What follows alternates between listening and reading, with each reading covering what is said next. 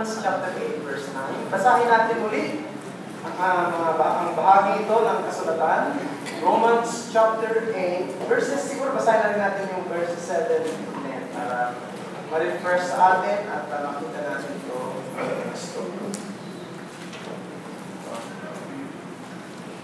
Romans 8, 7 to 10.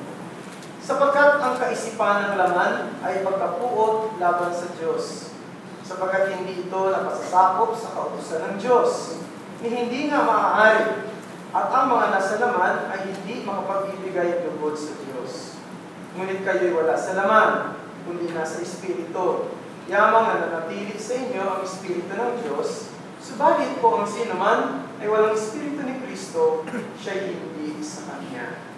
At kung si Kristo ay nasa inyo, ang katawan ay patay dahil sa kasalanan, ngunit ang Espiritu ay buhay dahil sa katuwiran. Alam nyo, hindi pa rin mamatay-matay ang pag-uusap ngayon patungkol sa pork barrel at patungkol sa tinuturing nilang the queen of pork barrel scam na si Janet Napoles. At ang isa sa mga parang pakutya na sinasabi sa kanya, ito si Janet Napoles daw, ay napakadaming mansyon sa halos lahat ng mga kilalang villages dito sa ating bansa, lalo na sa Maynila. Pero ngayon, siya ay nananahan, nakatira sa isang halos wala pang 20 meters square na kulungan. Maliit na. Doon na siya nananahan ngayon. Now, speaking of nananahan, kanina pinag-usapan na natin kanina yung pananahan. Ang isang tunay na Kristiyano, isa sa mga mahalagang description sa kanya, ay nananahan si Kristo sa kanya. Di ba? Si Kristo ay nasa kanya. At hindi lang yun. Ito ang isang pagpapala din. Hindi lang si Kristo ay nasa kanya, nananahan din ang Espiritu Santo sa kanya. At yan yung makikita natin dito naman sa verse 9. Sa verse 10, ay may kinalaman sa Panginoong Kristo na nananahan sa mga mananampalataya. Sa verse 9 naman, ito may kinalaman sa Espiritu Santo na nananahan din sa mga mananampalataya. At sinabi rito ni Pablo, kung inyong papansin, sabi niya, ngunit kayo'y wala sa laman, kundi nasa Espiritu. Gusto ko lang bigyan ng liwanag yung salitang wala sa laman. Hindi naman ibig sabihin ni Pablo na para bang disembodied spirit na yung mga mananampalataya ni Kristo, wala nang katawan. Hindi po ganun ang ibig sabihin niya. Kundi ang ibig niyang sabihin ay yung buhay daw ng isang Kristiyano ay wala na sa prinsipyo at pamamahala ng laman. Ibig sabihin, ang ating mga isip, nabuksan na, naliwanagan na ng mga bagay ng Diyos. Meron ka na ngayong hangarin na maglingkod sa Diyos, gawin yung kalooban ng Diyos. Dati, ang gusto mong paglingkuran yun, hinahanap ng laman mo. Yung gusto ng laman mo. Pero nang Kristiyano ka na, ang gusto mo nang gawin ngayon, bagamat nandun pa rin ang laman, meron ng ibang prinsipyo na nandito sa pagkatao natin. Gusto na natin maglingkod sa Diyos. Meron ka ng kagalakan sa mga batas ng Diyos. Hindi katulad noon. Rebelde tayo. Hindi natin hinahangad na sundin ang kalooban ng Diyos. Pero ngayon, mahal na natin ang Kanyang salita. Hindi naman natin sinasabing nagagawa natin lahat, pero may hangarin na tayo sa puso natin na gawin ang kalooban ng Panginoon. Yan ba yung hangarin ninyo? Meron ba ang nasa puso ninyo na gawin ang kalooban ng Diyos? Hindi ko sinasabi na nagagawa ba ninyo lahat ang kalooban ng Diyos perfectly? Hindi yun. Ang tinag-usapan dito ay hinahangad mo ba na gawin ang kalooban ng Diyos? Kasi yan ang isang mahalagang tanda na ikaw ay wala na sa laman. Ibig sabihin, hindi ka na nakaiilalim sa prinsipyo ng laman o sa panuntunan ng laman, kundi ikaw ay napaiilalim sa iba pang prinsipyo. Ang prinsipyo ng Espiritu Santo. Ngayon, dalawang mahalagang observation lang gusto kong ipakita dito sa talatang ito. Unang-una, makikita natin dito yung blessed condition ng isang Kristiyano. Pangalawa, makikita natin dito yung necessary reservation. May reservation na binanggit dito si Pablo. Unang-una, yung blessed condition. Ano yung blessed condition ng isang Kristiyano? Ang blessed condition ng isang Kristiyano ay siya ay nasa larangan ng Espiritu Santo. He is in the realm of the Spirit. Pansinin niyo yung sinabi niya rito. Ngunit kayo'y wala sa laman, kundi nasa Espiritu Santo. So, sa English, in the Spirit. No? In the Spirit. O, mas tamang ilagay natin sa ganitong diwa. Nasa larangan ng Espiritu Santo. Nasa larangan na ng Espiritu Santo. Ang isang Kristiyano, meron ng ibang realm, ibang larangan, bagong larangan. No? Hindi na siya nabubuhay sa larangan ng laman. Siya ay nabubuhay na ngayon sa larangan ng Espiritu. Ibang larangan na ito. Napakaganda yun, ano mga kapatid? Meron bagong larangan na kung saan doon ka nabubuhay. No? Para bang meron ng bagong panahon na kung saan nandoon ka, you are now living in the new age, you know? Bagamat nandito pa tayo sa mundong makasalanan, bagamat nagtataglay ka pa, nagtataglay pa yung katawan mo ng mga kahinaan, ng kapintasan, bagamat yung puso natin, may mga natitira pang kasalanan dyan, bagamat minsan nahuhulog pa tayo sa kasalanan, ngunit, kailanman, hindi na siya mapaiilalim pa o pamamahalaan pa ng makasalanang laman. Iba na ang kanyang larangan.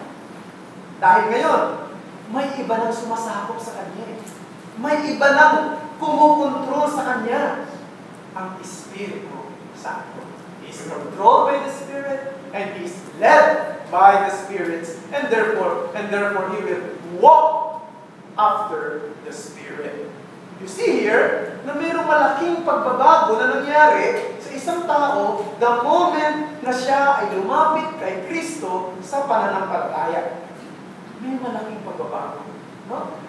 Ang daming pagbabago talaga, mga kapatid. Mga pagbabago na hindi minsan natin nakikita sa mata, na nahahawakan ng kamay, no? Sapagkat ito'y usaping espiritual eh. Pero ito'y isang malaking pagbabago. Hindi lang ito yung pag-iwan ng ating mga maling paniniwala, maling gawain na sumasalungat sa salita ng Diyos. Hindi lamang ito yung pagtayo sa pangako ng kaligtasan na siyang ginawa ni Kristo Jesus, kundi tayo'y pumapasok sa isang panibagong pamamahala. Tayo'y pumapasok sa isang panibagong larangan. Yan ang pamamahala ng Espiritu ni Kristo. No? Hindi lamang tayo nagbago ng paniniwala, no? Nagbago ng paninindigan, kundi pumapasok ka sa isang pabagong pamamahala. Bagong administrasyon. No? Kumbaga ngayon, dating administrasyon, bagong administrasyon. No? Dati administrasyon ni GMA, ngayon administrasyon ni Pinoy. Pagka naging Kristiyano ka, mula sa dating administrasyon ng pamamahala ng laman, bakit ngayon pumapasok ka sa administrasyon ng pamamahala ng Espiritu Santo. Yan ang blessed condition. Hindi naiintindihan niya ng marami, lalo na hindi Kristiyano, pero kung ikaw ay na kay Kristo, yan ang pagpapala. Pangalawa, hindi ka lamang nasa larangan ng Espiritu Santo, kundi ang Espiritu Santo ay nananahan sa iyo. So, ganun yung salita, no? Larangan ng Espiritu Santo at ang Espiritu ay nananahan sa iyo. Ngunit kayo'y wala na sa laman, kundi nasa Espiritu yamang nananahan o nananatili siya sa inyo. Sabi ito, yamang nananatili sa inyo ang Espiritu Santo. Ang Espiritu ng Diyos. So, hindi ka lang napaiilalim sa pamamahala ng Espiritu, kundi yung namamahala sa'yo, nananahan pa sa'yo, nananatili pa sa'yo. Ang ganda na, ano? Ano ba ibig sabihin ng pananahan? O sa English, to dwell.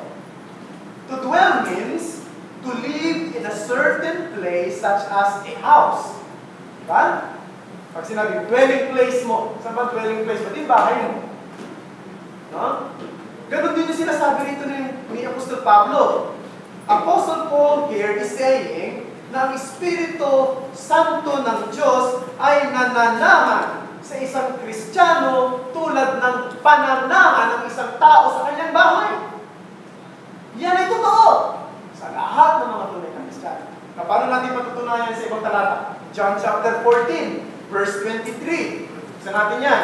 Juan, kapitulo 14, talatang 23.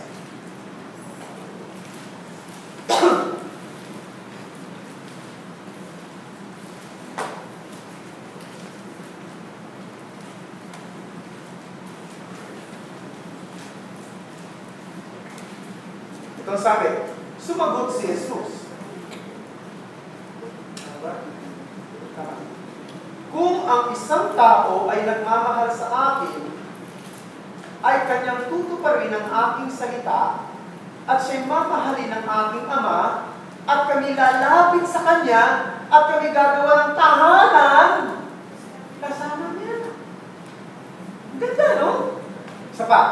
Unang Korinto, kapitulo 3, talatang 16. Sabi doon, alam niyo na itong talatang ito. Hindi ba ninyo nalalaman na kayo ang templo ng Diyos at ang Espiritu ng Diyos ay nananahan sa inyo? Unang Juan, kapitulo 4, talatang 13. Sabi dito, 1 John 4:13. Sa English, by this we know that we abide in Him and He is in us because He has given us of His Spirit.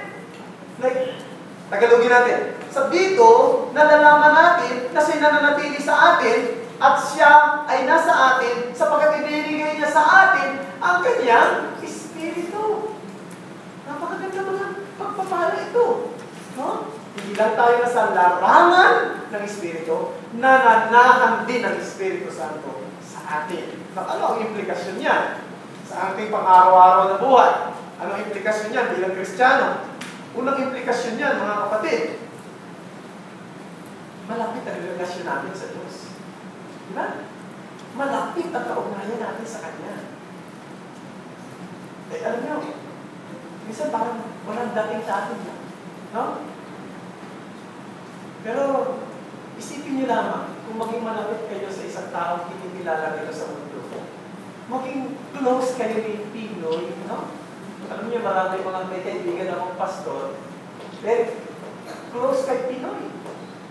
Tinatawagan siya lagi ni Pinoy pagka may mga, halimbawa, gatherings. May mga nagpipray. May nagpipray na pare, may nagpipray na Muslim. Isa siya doon sa nagpipray. Pastor yan. Kaibigan ko yung kakilala mo. At pinagmamalaki niya yan. No? Kaya, pinupost niya lagi sa Facebook. Pagkanoon siya kasi, imagine mo, si Pinoy, close ka sa kanya. Eh, sino ba naman ang hindi pagkakangan niya? No? Pero isipin niyo mga kapatid, sino ba si Pinoy? Pagkatapos ng 6 na taon, wala na rin siya. Mapapalitan na rin siya. Banibagong administrasyon na naman. Banibagong presidente na naman. Pero ang ating Panginoong Diyos, siya ang Diyos noon, ngayon, at magpakailanman. Kung close ka sa Kanya. Diba? Isang malaking comfort yan. Ha? Sa atin, sa panahon ng ating mga suliranin, sa panahon ng ating mga kabigatan sa buhay, sa panahon na tayo may mga kalituhan, malapit ka sa Panginoon, pwede mo siyang kausapin anytime. Pwede mo siyang, di ba? Kung halimbawa, kahit na siguro close ka kay Pinoy, alam mo yung cell number niya, di mo siya pwedeng basta-basta tawagan kung busy siya, kung meron siyang appointment, kung meron siyang conference. Pero siya, pwede mo lapitan, pwede mo siya tawagan, pwede mo siya kausapin anytime. Sapagkat hindi naman pwedeng maging busy ang Panginoon na wala na siyang panahon sa sinamang lumalapit sa atin. Yan ang isang unang implikasyon niya. Isa pang implikasyon niyan eh. Kung ang Espiritu Santo nananahan sa atin, mag-iingat tayo na hindi natin siya mabigyan ng kapighatian. If the Spirit dwells in us, be careful of not grieving Him. Sabi ng Efeso, Kapitulo 4, talatang 30. Huwag ninyong pighatiin ang Espiritu Santo ng Diyos, na kung saan kayo ay tinataan hanggang sa araw ng pagtubos. No? Kung close ka sa Espiritu Santo, kung siyang namamahala sa iyo at ikaw ay pinananahanan niya, dapat hindi mo siya binibigyan ng kapighatian. Ano bang ibig sabihin ng kapighatian ng Espiritu Santo? What does grieving the Holy Spirit means? Ano yan? Ibig sabihin yan, ito yung mga ugali at mga aksyon na kumukontra sa kalooban ng Espiritu Santo. Ibig sabihin yan, mga kapatid, kung wala tayong magandang relasyon sa isa't isa, hindi maganda yung relationship natin dito sa SGCC. Hindi tayo nakikibuan. Hindi tayo nagbabatian. No? At meron tayong grievances sa isa't isa. Alam niyo ba? Namimighati ang Espiritu Santo. Kung halimbawa, meron tayong character assassination dito. Alam niyo naman yan si Pastor. No? Ganyan lang yan. Pag tumalikod yan, makikita mo kung ano nandun sa likod.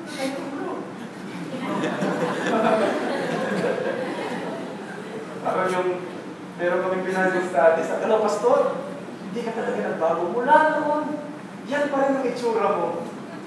Sarap ka ng pakiramdam mo eh. Biglang sinabi, huwag ka lang tatalikod.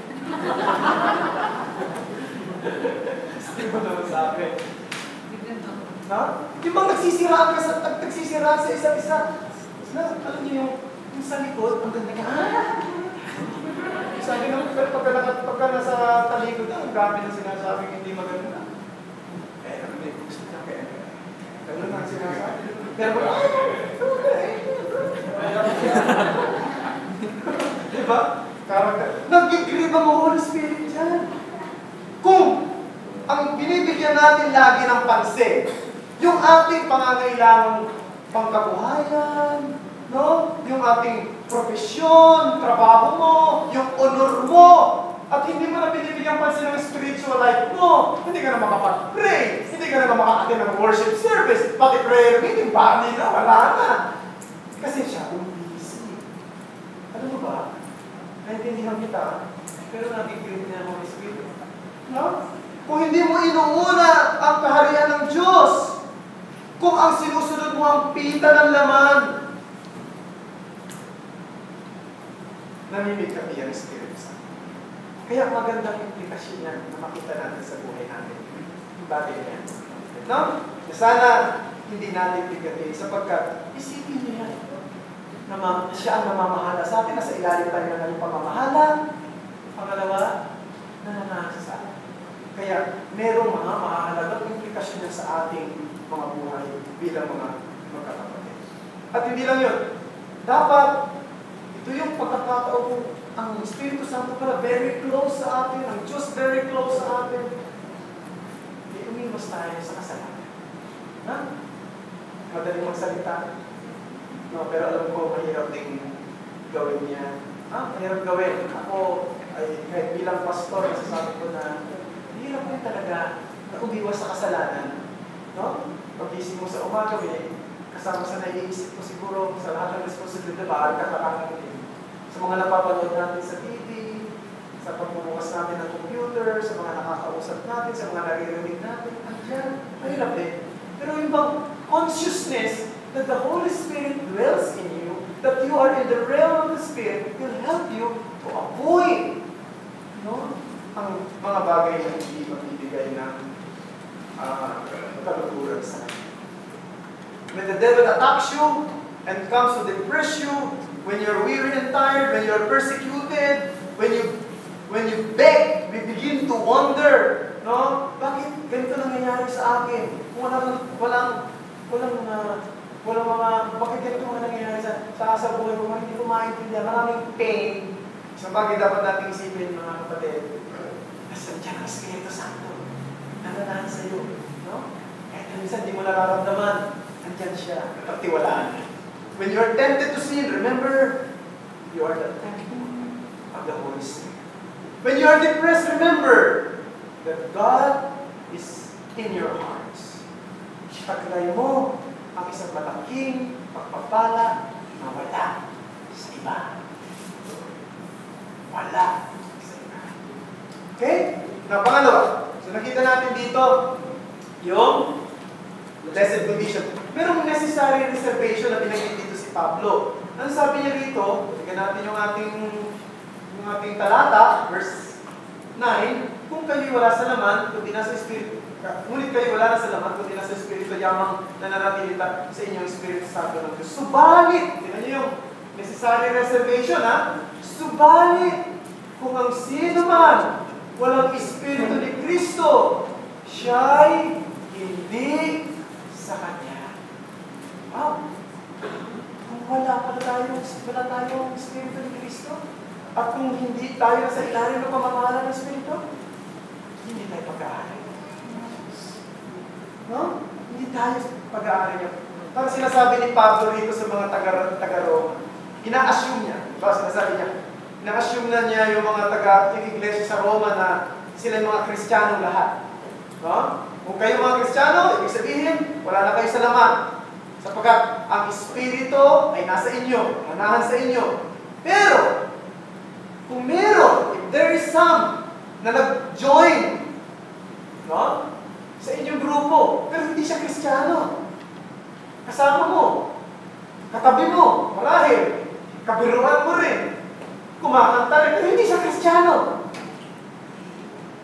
Sabi ni Pablo, nasa naman pa siya. He is still in the flesh. No?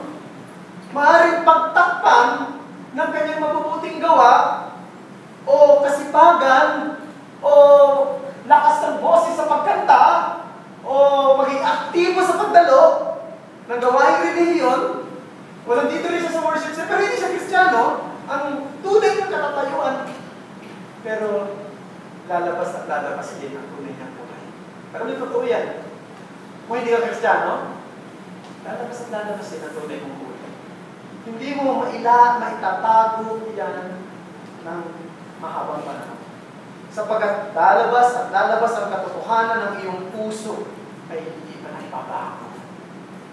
At kung ang banal na Espiritu ay wala pa sa inyo, hindi lamang kayo maituturing ng mga taong sumusunod sa laman, kundi hanggang ngayon, mga kaaway pa kayo ng Diyos. Kaya sabi ni Pablo dito, kasubalit kung ang isang tao ay walang Espiritu ni Kristo, hindi siya sa Kanya. He is not belong. Hindi siya kasama sa mga pinag-aarian at hindi siya kasama sa pamilya ng Diyos. Kaya ito ang pinakamahalagang sukatan, mga kapatid. Kung ang isang tao, Kristiyano o hindi. No? Siya ba ay pinananahanan ng Espiritu ni Kristo? Kaya ang hamon ko, iyakin ninyo ito. Buhay at kamatayan ang nakasalalay dito. At kung ang magiging matapat ka at aaminin mo sa sarili mo, kung hindi nga ako nakatitiyak sa sarili ko ng Kristiyano ako Sa aking palagay, hindi pa Kaya lang hihiya akong ilagtat sa katotohanan ito na hindi pa ako Kristiyano. Buhayan ka mo tayo ng kapatid yan. No? Kailangan mo na ngayon na lumapit kay Kristo. Kinakailangan mo na ngayon na magpasakop sa Kanya. Kilalanin mo na ang kaligtasan sa pamamagitan ng biyaya niya. Ito'y hindi sa iyong sariling kabutihan. Ito'y sa pamamagitan lamang ng Kristo. Okay? At kung sasabihin mo naman, tiyak kung nasa akin ang Espiritu ni Kristo, dapat makitang ikaw ay sa puso mo. Dapat makitang ikaw ay nagpapasakop sa kalooban ni Kristo. May pagnanasang lumayo sa makapagpapadumi sa pangalan ni Kristo. Yan ang dapat mong nasahin. At kung ikaw tunay na Kristiyano, handa ka magpaturo sa mga bagay na ikaw makakabuti para sa iyo. Kung ikaw ay nagkamali, at ikaw ay pinagsabihan, handa ka magsabi, patawad ko. Kasi, hindi mo hinayaan ako magpatuloy sa aking mali. Diba? Maganda yung ganyan ugali.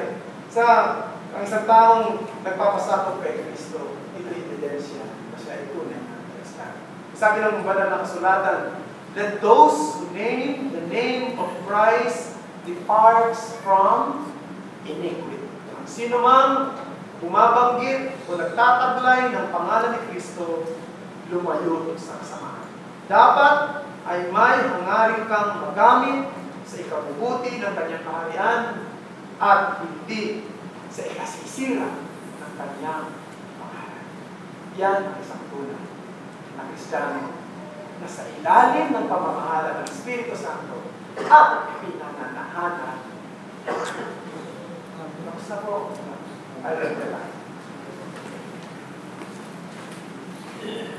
tapos natin manalangin ay awitin natin ang doxology.